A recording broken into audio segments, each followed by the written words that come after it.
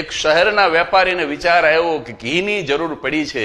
જો બાજુના ગામડે જવું તો ગામડાના માણસો ઘી ચોખ્ખું આપે, શુદ્ધ આપે અને માપમાં પણ પૂરતું આપે. એટલે સ્કૂટરને કિક મારીને 10 કિલોમીટર દૂર એક નાનકડા ગામડામાં ગયો ને એક વિધવા માળી પાસેથી 1 કિલો ઘી લઈને આવ્યો. પણ જેવો દુકાને આવ્યો તો સામે જ ત્રાજવા હતા, કાટલા એટલે કે વજનિયા હતા. એને એમ થયું કે ગામડાના માણસો ખોટું કરે નહીં, પણ લાવને જોખી લો. અને ઘી જ્યાં જોખ્યું તો દુઃખદ આશ્ચર્ય વચ્ચે 100 ગ્રામ ઘી ઓછું નીકળ્યું. ક્રોધ ચડ્યો. તરત જ સ્કૂટરને કિક મારીને પાછો ગામડે આવ્યો. વિધવા માડીને ન કહેવાના વેણ કીધા. ગામના લોકો ભેગા થઈ ગયા. વિધવા માડી બિચારી ઊભી ઊભી રડે છે, કશું બોલતી નથી.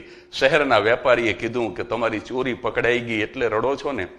અને ત્યારે માડીએ કીધું કે એટલા માટે તે નથી રડતી, હું વિધવા છું, અમે ગરીબ છીએ, મારા ઘરમાં ત્રાજવા છે પણ કાટલા નથી, વજનિયા નથી. હું એટલા માટે થઈને રડું છું કે તમે મને બહુ ઠપકો આપ્યો, આખા ગામની સામે આપ્યો.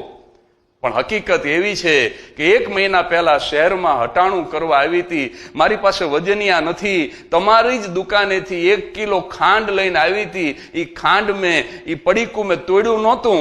વજનિયા ન હોવાના કારણે તમારી 1 કિલો ખાંડની સામે ભારોભાર મેં ઘી જોખી દીધું છે. મને એ ખબર નથી કે એ ઘી 1 કિલો છે કે 100 ગ્રામ ઓછું છે.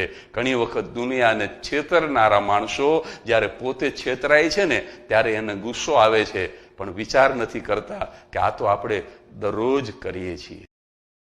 Download ShareChat.